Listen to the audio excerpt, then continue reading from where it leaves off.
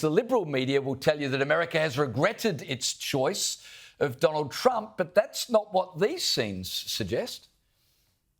Yeah, I think it's pretty clear that Trump's base of voters is still with him, and just some chaos or a couple things they don't agree with isn't going to change that. They trust him, they put their trust in him, and that hasn't fundamentally changed. You always wonder with something like this if you could find a better representative of everyday Trump voters than UFC attendees. Probably not. I mean, it's a pretty representative sample of the kind of people that flocked towards Trump. And I think the idea that people are regretting their vote in mass, I mean, there certainly are some, but that idea is largely a fiction of liberal media who really want that to be the case. But I'm not sure it's actually a particularly widespread sentiment. No, that's fair enough. Now, look, comedian and host Bill Maher has admitted he was completely wrong about Trump and has gone as far as saying that he actually felt way more comfortable with Trump than he would have Clinton or Obama after he met the president at the White House. This is what he said. He's much more self-aware than he lets on in public. Look, I get it. It doesn't matter who he is at a private dinner with a comedian. It matters who he is on the world stage. I'm just taking as a positive that this person exists, because everything I've ever not liked about him was, I swear to God, absent, at least on this night with this guy. Brad, this is quite significant given the host has spent the past 8 years slamming Trump, but what do you make of this turnaround?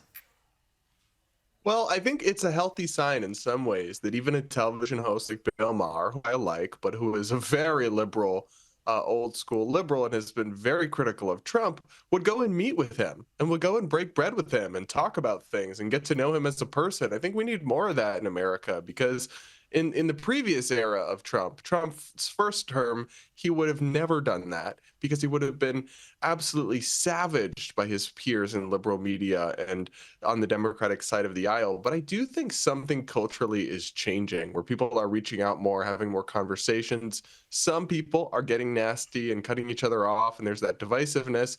But at least some people on the left, like Bill Maher, are seeming genuinely curious about what happened? Why did my side lose so badly? Why did so many people go towards Trump? And I appreciate those kinds of good faith efforts. And frankly, more people should follow his lead on this kind of thing. I'm not sure CNN will be following his lead anytime soon, Brad. Their supposed extremism expert, Donnie O'Sullivan, has offered up this explanation as to why extremism is an issue in America.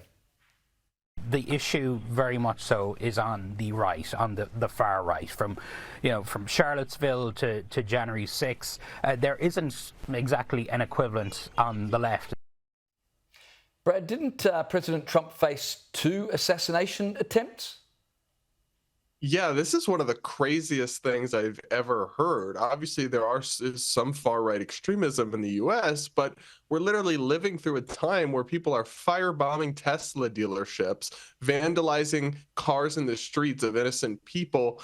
Widespread support for a man accused of murdering a healthcare CEO, and constant support. Even polling shows majorities, in some cases, of left-of-center Americans supporting the assassination of Trump or Elon Musk. So you're going to say there's no left-wing extremism? Really, CNN? It's an absurdity. It's a farce. And look, we've had other things too. It's not just the Trump assassination. There was a congressional baseball shooting where multiple Republican members were nearly assassinated. This shouldn't be something we're like, counting up as if it's some sort of competition. But if we're going to play that game, it's really hard to argue that the real threat is on the far right, at least in my view. Indeed, it's the sort of argument you'd only hear on a channel like CNN. Brad Polumbo, thanks so much for helping us make sense of America.